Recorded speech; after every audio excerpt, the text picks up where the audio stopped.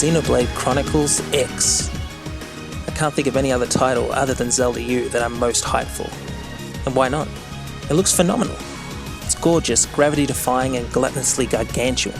It looks like it takes everything that was great about Xenoblade Chronicles for the Wii and multiplies it by 10. It's epic. It has a 2015 release date and you'll only find it on the Wii U. Here I'll be discussing my thoughts and observations about the upcoming game. If anyone wants to stay spoiler-free, now would be a good time to walk away. For everyone else, let's start the discussion.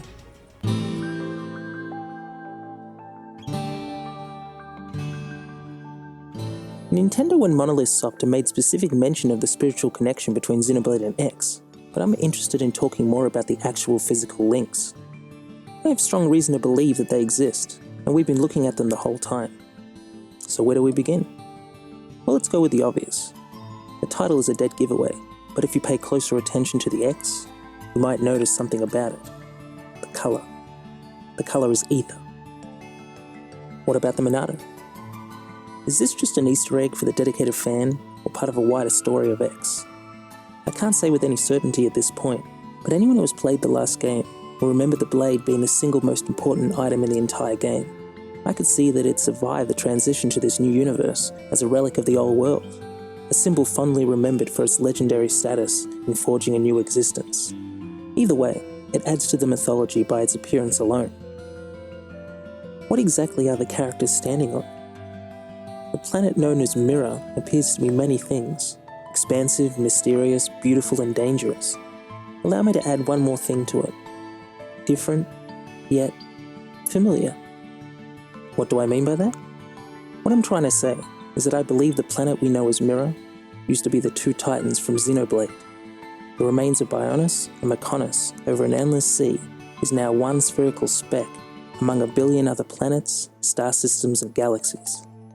Running with this idea, it makes me wonder if the writers named the planet as something they thought had a nice ring to it, or maybe something a little bit more symbolic. But what we see isn't just a simple reflection. The vision is distorted. It bears the similarities of what once was, but through the passage of time, it reveals what it has become. A window into the future. I'm sure some of you are not on board with this, but stay with me. You might start to see things a little differently. Let's start out by looking at each of the game's main areas. The primordial wilderness is where New LA crash landed, and it appears to echo the lower parts of Bionis, from Colony 9 up to the Bionis leg. Filled with lush open spaces, this area has a similar feel in some of the water areas and the shape of distant mountains. It's hard not to get a little magna deja vu when looking at the Noctilucent forest, with a touch of Saturn marsh thrown in. The oversized plants are most likely deadly, as they are beautiful. When I saw this area, it reminded me of the decayed forest if its disease was allowed to spread without intervention. What struck me about it was just how alien it looked compared to the other areas, and it was the purple colour that reminded me of something I'd seen before. Growth, or the Growth, one of the alien races responsible for the demise of Earth in X's opening cutscene. I think this reveals a plot device in X.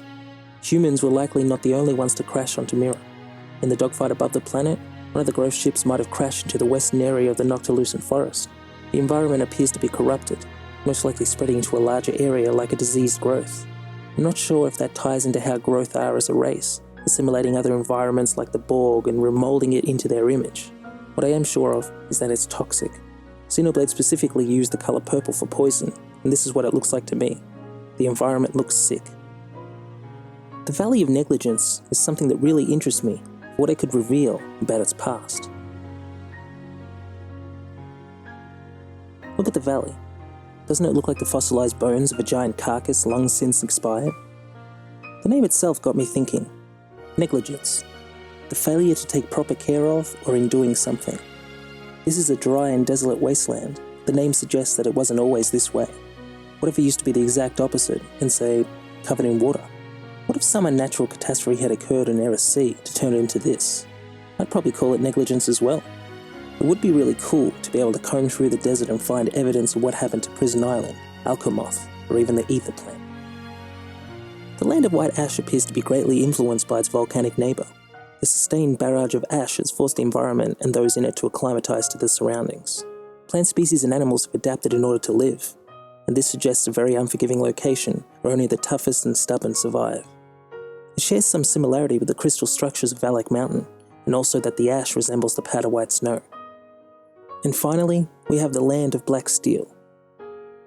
One way to look at this would be to call it Mordor and move on, but that would be a disservice to what it could offer. I can't find any concrete links to Xenoblade, except a little map comparison, but even that feels like I'm stretching it at this point. I was floating the possibility that the structures we see in the background could have been built using the remains of Mechonis, but I don't really have anything to back that theory up, apart from it being an awesome thought. What I can say is that this area appears to be industrial, possibly mining. Judging by the intricate designs, what we have here is most likely an advanced civilization, but the structures don't appear to have a lived-in feel, and it's possible they met some kind of cruel fate, I would assume relating in some way to all that lava nearby. If my base assumptions about Mirror being an evolved world of Xenoblade turn out to be true, one could argue that it was fate that the white whale crashed onto this very planet, like we're all returning home after a long trip. Food for thought. Mama explained how they came to land on Mirror. She mentioned a date, 2054, a random number to explain how advanced Earth had become, or a little more. More than enough time for the world we knew to take its current form as the planet Mirror? Maybe. What about the living, breathing inhabitants of the planet? Look at these. Don't they bear at least some passing resemblance to something from Xenoblade? Telethia? Is it possible that they've evolved over time to their current form, while retaining some of that identifiable look and colour? And where have I seen these before? Even the dance moves are similar, perhaps a distant ancestor of Xenoblade's Turkan population. They must be seen as sacred in some capacity on Mirror, or they've become considerably good at stone carving over the years. Now we move on to the Nopon, and I think this is one of the strongest examples linking both games. If the translations I've read are correct, it says the Tatsu, and those like him, are an indigenous species to Mirror. Sansa was responsible for all life on the Bionis, and the Nopon was one of his many creations. Is it possible that the other planets feature the species? Sure, but I believe the simpler explanation is best here. The reason Nopon are on Mirror is because they were on Bionis.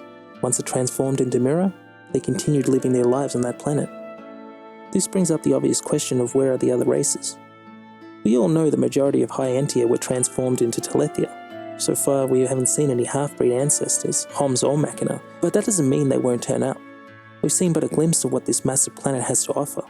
They could be standing right there, just out of the frame. Lastly, I'd like to comment on the character of Lou. So far it's slim pickings on what we know about him. The website translates to an inventor of some kind. Another mentions that he's a nice person who sells artwork to the Nopon. Whatever the case, I just have to mention the major Elvis vibe I'm getting just by looking at the guy. Maybe it's just a passing resemblance, so take from it what you will.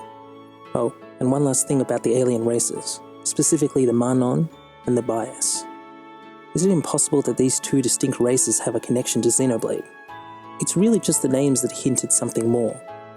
Bias, Bionas, Manon, Machina, Mechon.